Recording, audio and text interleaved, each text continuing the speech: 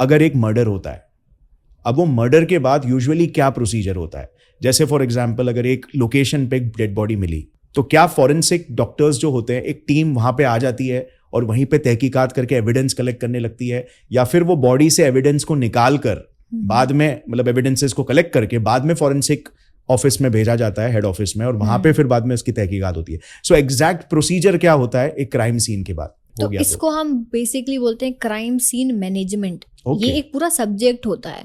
तो होता क्या है, जनरली कोई अगर क्राइम की इंफॉर्मेशन आती है कि यहाँ पे क्राइम कमिट हुआ है, तो पहली बात तो एक फर्स्ट रिस्पॉन्डर होता है। फर्स्ट रिस्पॉन्डर की ड्यूटी ये होती है कि आपको ये देखना होता है कि वहाँ पे जो विक्टिम है वो अलाइव है या डेड है। इफ ही इज अलाइव तो मेडिकल इमरजेंसी तुरंत दो, बिल्कुल आप बिल्कुल बिना किसी का भी वेट करें आपको मेडिकल इमरजेंसी देनी है। This is the duty of first responder. इसके बाद में पुलिस की टीम पहुंचेगी, not the forensic team. Police जो होगा, इन्वेस्टिगेटिंग ऑफिसर जो होगा, वो अपनी टीम के साथ वहां पे पहुंचेंगे, क्राइम सीन को सिक्योर करेंगे। Securing of the crime scene is very important. Rule होता है एक फॉरेंसिक साइंस का, जैसे हम 7S रूल बोलते हैं, 7S।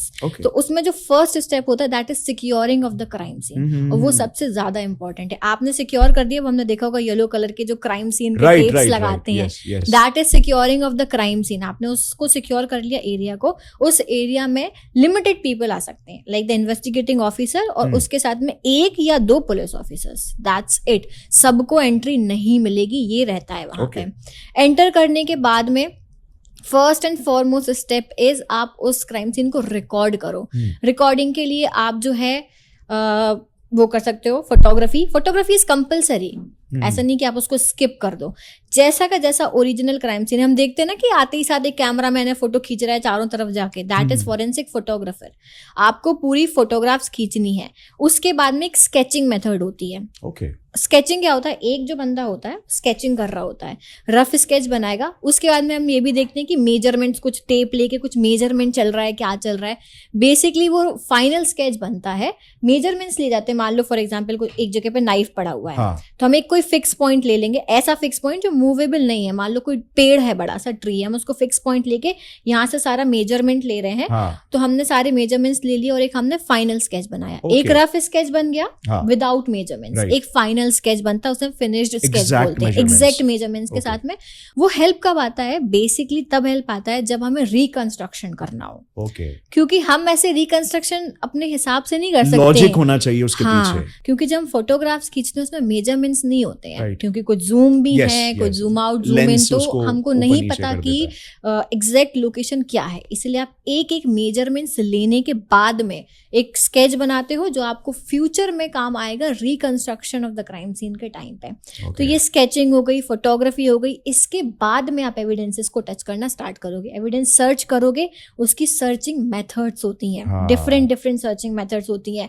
इंडोर क्राइम सीन के लिए अलग मेथड, आउटडोर क्राइम सीन के लिए अलग method, mobile crime scene, for example accident का सीन है, या मान लो कोई बस है, ठीक है, उस बस में सेक्सुअल असॉल्ट हुआ है और वो बस मूवेबल है, वो चल रही थी बस, इस एरिया से स्टार्ट हुई उस एरिया में गई। लाइक वो जो निर्भया केस था उसमें भी ऐसे ही हुआ था, that is a mobile crime scene. क्योंकि चलती हुई बस में क्राइम कमिट हुआ है। तो हर तरीके के क्राइम सीन के लिए अलग सर्च मेथड का यूज होता है। एयरक्राफ्ट मान लो जो है प्लेन क्रैश हुआ है, तो ये बहुत बड़ा क्राइम सीन है, उसके लिए आप अलग मेथड यूज करोगे। तो डिफरेंट मेथड्स हैं, जैसे एक होती है आपकी ग्रिड मेथड होती है, ग्रिड्स बना के उस ग्रिड में आप सर्च करते हो। एक लाइन मेथड होती है कि यहाँ लाइन से स्टार्ट करेंगे, इस लाइन में जाएंगे, फिर इस लाइन में, फिर इस लाइन में। एक व्हील मेथड होती है, व्हील ऐसा होता है व्हील। तो ऐसे ही स्टार्ट होता है कि आप यहाँ से आउटडोर से स्टार्ट करके इनसाइड जा रहे हो, हाँ, या फिर आप इनसाइड टू आउटसाइड जा रहे हो, ये व्हील मेथड। ये हो गया, ये स्पाइरल मेथड है बेसिकली। व्हील में क्या होता है, ये एक सर्किल है, आप यहाँ से एक इन्वेस्टिगेटर गया, यहाँ से दूसरा, फिर यहाँ से तीसरा, यहाँ से हाँ, तो ऐसे करके सर्चिंग मेथड की जाती है। तो ये अलग अलग होती हैं, line, grid, wheel, spiral, zone method, जिसमें आप जोन्स डिवाइड कर देते हो। 4 जोन्स हैं, इस जोन में आप जाओगे, इस जोन में आप, इस जोन में आप, इस जोन में आप, ऐसे करके जितने भी आपके पास इन्वेस्टिगेटर्स हैं उसके हिसाब से आप सर्च करते हो। और जनरली जो इन्वेस्टिगेटिंग ऑफिसर है वही चूज करते हैं कि हम किस मेथड से सर्च करेंगे।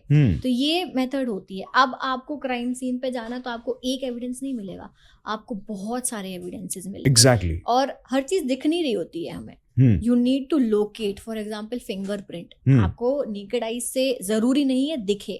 फिंगरप्रिंट्स, कोई भी जो प्रिंट्स होते हैं वो आपको 3 तरीके से मिलते हैं, latent, patent and plastic. Okay. Latent is not visible bye naked eyes, patent is visible. मान लो ब्लड के हाथ थे किसी के और वो दीवार पे स्टेन्स लाके चला गया, दैट इज पेटेंट, आपको दिख रहा है।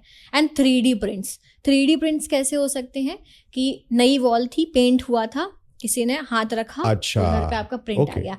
या फिर डांबर लगे हुए रोड हाँ, पे उस पहियों पे के निशान, तो वो प्रिंट्स आ गए।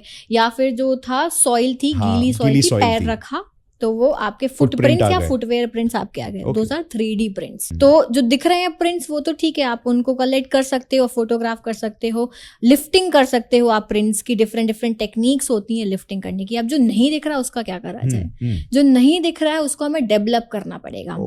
तो हम सिंपल सी चीज बात करेंगे कि फिंगरप्रिंट जो नहीं दिखता हमें नेकेड आइज से जनरली, तो फिंगरप्रिंट को हम डेवलप करने के लिए बहुत सारी टेक्निक्स यूज करते हैं। एक तो आपकी फिजिकल मेथड होती है। फिजिकल मेथड में क्या होगा कि मान लो कोई कांच का ग्लास है, फिजिकल मेथड में हम लाइट सोर्स का यूज करेंगे, ऑल्टरनेट लाइट सोर्सेज का यूज करते हैं कि हमने different lights, yellow colour, green colour, UV, IR, इन सब लाइट्स का यूज करके हमने देखा। अगर दिख गया कि हाँ यहाँ पे प्रिंट है तो हम उसको क्या करेंगे?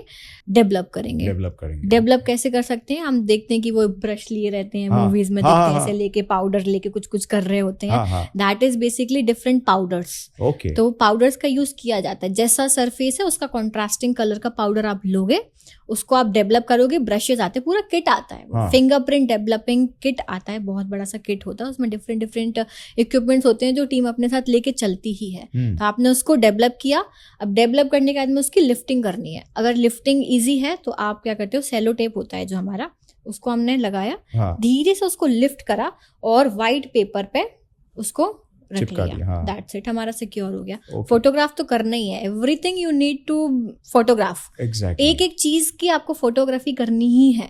तो ये लिफ्टिंग होती है। अब मान लीजिए कि इससे नहीं हो रहा है, ठीक है, दीवार है मान लो, अब दीवार पे हम कैसे डेवलप करें, नहीं हो रहा है डेवलप पाउडर मेथड से, तो फिर केमिकल मेथड्स होती हैं। केमिकल मेथड्स में आपका निनहाइड्रिन, सिल्वर नाइट्रेट, साइनोएक्रिलाइड, ये सारी डिफरेंट डिफरेंट केमिकल मेथड्स हैं जिनसे हम केमिकल का यूज करके डेवलप करते हैं। एक बहुत सिंपल सी मेथड है आयोडीन फ्यूमिंग्स। तो जो आयोडीन की फ्यूम्स बनती है ना, तो हम वो फ्यूम्स, जैसे दीवार पे प्रिंट है, हम उसको एक्सपोज करेंगे, तो वो धीरे धीरे धीरे धीरे डेवलप हो जाएगा। वो डेवलप हुआ तो अपना कलर ले लेगा। हाँ, वो कलर ले लेता है, कुछ आपको डार्क ब्लूइश ब्लैक कलर में दिखता है। तो आपने उसका फटाफट से फोटोग्राफ ले लिया, क्योंकि वो फ्यूम्स उड़ जाएंगी, वो ज्यादा देर नहीं रहेगी वहां पे, तो आपने उसका फोटोग्राफ ले लिया। या फिर हम उसको परमानेंट करने के लिए भी कुछ और भी टेक्निक्स होती हैं काफी सारी, हम उसको परमानेंट करके फिर फोटोग्राफ ले सकते हैं, लिफ्टिंग कर सकते हैं, ये पॉसिबिलिटीज हैं। तो ऐसे फिंगरप्रिंट डेवलप किए जाते हैं। फुटप्रिंट्स भी हम डेवलप कर सकते हैं कि फुटप्रिंट्स हैं। फुटवेयर प्रिंट्स तो जनरली दिख जाते हैं। फुटवेयर प्रिंट्स अगर होते हैं तो कि किसी ने मड में पैर रखा था और वो दौड़ लगा के इस रास्ते क्या, वो दिख जाएंगे प्रिंट्स आपको।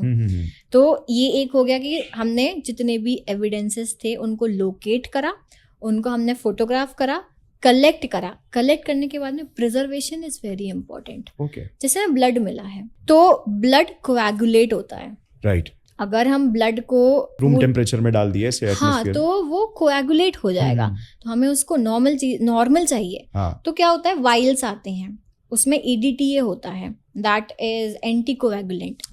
तो जब हम ब्लड कलेक्ट करते हैं तो 2 वाइल्स में कलेक्ट करते हैं। एक आपका नॉर्मल कलेक्ट हो रहा है, जो कोएगुलेट हो जाएगा। एक जो कोएगुलेट नहीं होने देना है हमें, एग्जैक्ट कंडीशन में चाहिए, तो हम उसको वैसे कलेक्ट करेंगे। और भी बहुत सारी टेक्निक्स होती हैं, स्वाइपिंग टेक्निक होती है। और जैसा मान लो शर्ट पे ब्लड है तो शर्ट को ड्राई करो, उसको पैक करो। ड्राई भी ऐसा नहीं कि हम हेयर ड्रायर से ड्राई कर रहे हैं, नॉर्मल एयर में, ठीक है, नॉर्मल जो है एयर में हमने ड्राई करा, उसको पैक करा और एनवलप में रखा। उसमें हमने सारी लेबलिंग करी कि किसने कलेक्ट करा है, क्या है, कहाँ से मिला है, सब कुछ हमने उस पर मेंशन करा। और उस पर आपको ये भी लिखना होता है कि 2 विटनेस के सामने कलेक्ट हुआ है, विटनेस के नेम एंड विटनेस के सिग्नेचर। ओके, ऐसे आप अकेले अकेले कुछ नहीं कर सकते हो, वहां पे होना चाहिए। तो आपने वो कलेक्ट करा, सारे एविडेंसेस आपने कलेक्ट करे, पैक करे। Now the very important part is ceiling of the evidence. Seal लगती है हर एविडेंस पे। यस, ये भी देखा है मूवीज में। तो सील जो है वो बहुत इंपॉर्टेंट होती है। अगर कोई एविडेंस सील्ड नहीं है या सील ब्रोकन है या अच्छे से सील नहीं है, क्लियर नहीं है, तो वो एविडेंस एफएसएल रिजेक्ट कर देगा, वो लेगा ही नहीं, वापस कर देगा। टैम्पर हो गया। हाँ, कि भाई हम कैसे इसका रिस्क ले लें, वो वापस हो जाएगा वहीं से। तो प्रॉपर सीलिंग होनी चाहिए। सीलिंग के साथ में आपको एक फॉरवर्डिंग लेटर आता है। फॉरवर्डिंग लेटर बेसिकली जो आईओ है वो लिख के देता है कि उसमें जो भी रिक्वायरमेंट्स हैं, कि उन्होंने क्वेश्चन पूछी कि that I want to know that whether it is a blood और नॉट। आप कैसे कह रहे हो कि ये रेड कलर का जो लिक्विड है ये ब्लड है, हाउ कैन यू से? तो वो हमको चाहिए प्रूफ। तो उन्होंने बोला हाँ ये आप हमें बताना कि ब्लड है या नहीं है। और वो आपको एक अथॉरिटी देते हैं, फॉरेंसिक एक्सपर्ट जो लैब में काम कर रहा है उसको अथॉरिटी दे रहे हैं that you can work on all these evidences which we have collected, और आप हमें रिपोर्ट प्रोवाइड करके दोगे। एक अथॉरिटी हमको लेटर चाहिए। अगर फॉरवर्डिंग लेटर नहीं है, वो एविडेंसेस पर कोई भी आगे काम नहीं होगा। So that forwarding letter is very important. तो ये पूरा प्रोसीजर होता है।